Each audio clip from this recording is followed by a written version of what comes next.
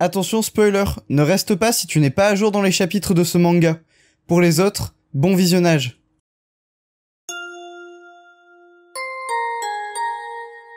Bonjour à tous, c'est Saliste et on se retrouve aujourd'hui pour la review du chapitre 345 de My Hero Academia. Mais avant que la vidéo ne commence, je tenais à vous dire que j'ai créé un compte TikTok. Le lien est dans la description, donc n'hésitez pas à me rejoindre là-bas. Je vais faire des petites vidéos sur les animés, notamment des questions que les gens peuvent se poser sur certains animés, ou bien tout simplement des petites infos croustillantes pas très connues sur certains animés. Enfin bref, on verra exactement ce que je ferai par la suite. Comme d'hab, si mon contenu vous plaît, n'hésitez pas à vous abonner, laisser un pouce bleu et activer la cloche. Sur ce, générique.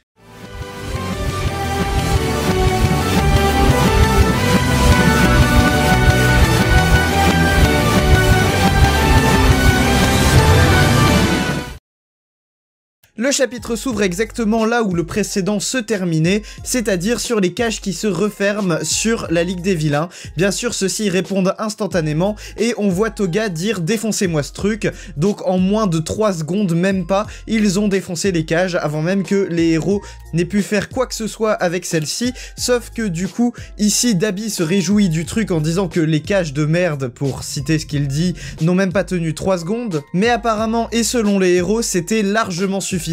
Ces 3 secondes ont largement suffi pour faire ce qu'ils avaient à faire, c'est-à-dire on apprend que l'immobilisation des vilains pendant 3 secondes avait pour unique but de les séparer à travers des portails. Les portails qui ont servi aux héros à arriver sur le champ de bataille ont été réutilisés, ou alors de nouveaux portails ont été créés par Monoma, l'information n'est pas vraiment claire.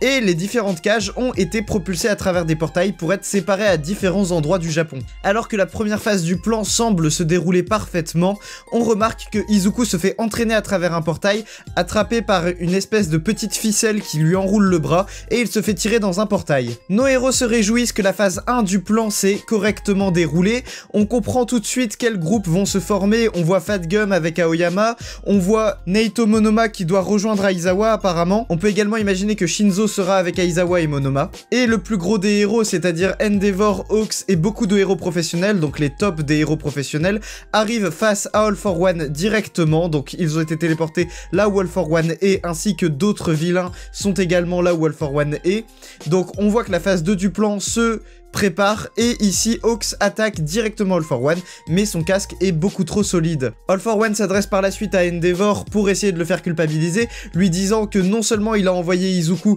face à Shigaraki, ce qui a l'air d'être une grave erreur selon All for One, mais également il laisse son fils Shoto réparer ses erreurs du passé en le laissant affronter Toya, même si on sait ici que c'est Shoto qui a réclamé à affronter Toya. D'ailleurs, on voit cette magnifique case où Shoto et Toya sont l'un en face de l'autre, ainsi que d'autres Nomu et d'autres héros ont l'air d'être sur place également, mais le plus gros du combat se passera entre deux comme on peut l'imaginer. La case suivante nous montre Yue qui a l'air de flotter dans le ciel, donc ça a l'air de faire partie du plan de défense.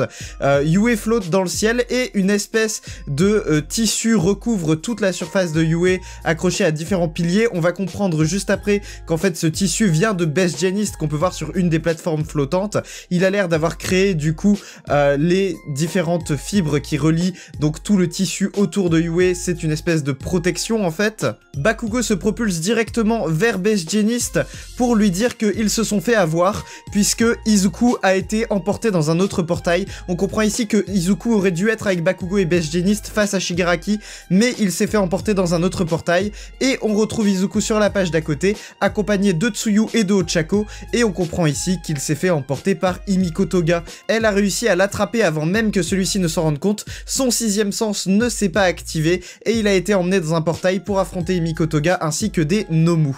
Alors qu'est-ce que ça veut dire pour nos héros? Ça veut dire que déjà leur plan se déroule très mal puisque le principal intéressé, la personne à protéger, mais aussi leur meilleure arme, Izuku, n'est pas du tout face à Shigaraki. Il a été téléporté à on ne sait combien de kilomètres de Yue, donc ça veut dire qu'il est vraiment loin. Mis à part si Monoma arrive à faire un portail pour que Izuku puisse revenir là où Bakugo et Best Jeanist se trouvent, pour l'instant ça me paraît assez compromis. Il faudra qu'il y court lui-même, ou du moins qu'il y vole puisqu'on sait qu'Izuku peut voler, donc il faudrait qu'il vole jusque là-bas, même s'il est très rapide, s'il est vraiment loin de Yue, il va prendre quand même quelques minutes, voire peut-être même carrément une ou plusieurs heures pour rejoindre Bakugo et Best Jeanist. On n'a vraiment aucune idée de la distance à laquelle il est d'eux, et c'est vraiment extrêmement problématique. On sait que Shoto va affronter Toya et All for One va affronter beaucoup de héros professionnels, mais ça me paraît assez chaud, parce qu'on avait vu déjà lors de son premier affrontement contre All Might, que seul All Might arrivait à lui tenir tête, et ici je ne vois pas les héros professionnels, même regroupés ensemble,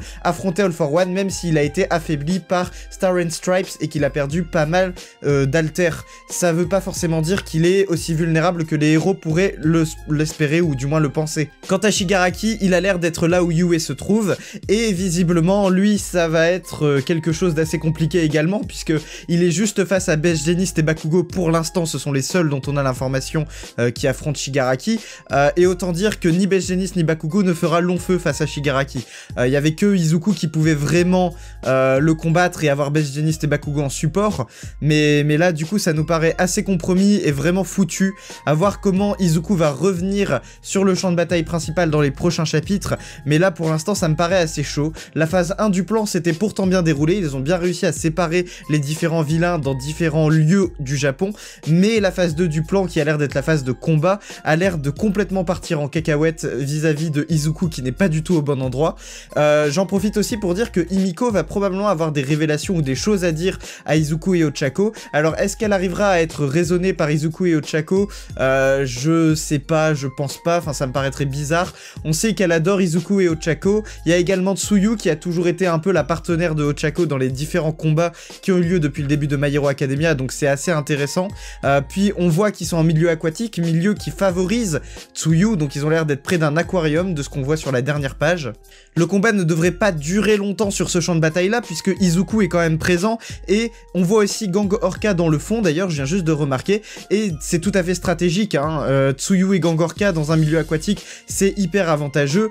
Ochako qui les accompagne, elle aussi, elle a son mot à dire, et surtout face à Himiko Toga, c'est vraiment intéressant, puisqu'on rappelle qu'il y a une espèce de développement en parallèle entre Ochako et Himiko Toga, et Izuku qui se retrouve par contre à cet endroit-là, ce qui n'était pas prévu. Ça devrait quand même aller assez vite, je pense, puisque Himiko ne tiendra pas longtemps face à Izuku.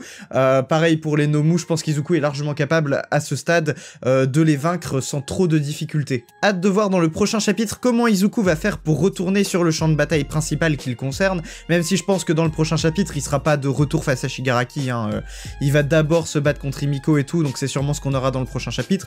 J'ai hâte aussi de voir un peu le combat Shoto face à Toya, ça a l'air d'être hyper intéressant aussi, voir peut-être des révélations, alors même si on sait déjà quasiment tout, hein, ça peut être intéressant de voir la relation conflictuelle entre Toya et Shoto, ce fils que Toya n'a jamais vraiment pu être aux yeux d'Endeavor.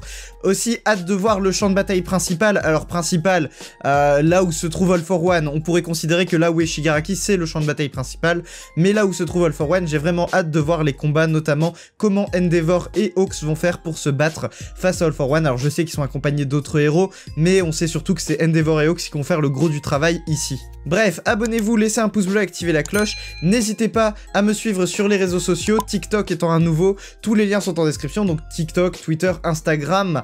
Vous avez également le Discord de la communauté pour parler des différents chapitres avec les membres de la communauté. C'était Saliste, et je vous dis à la prochaine pour une prochaine vidéo.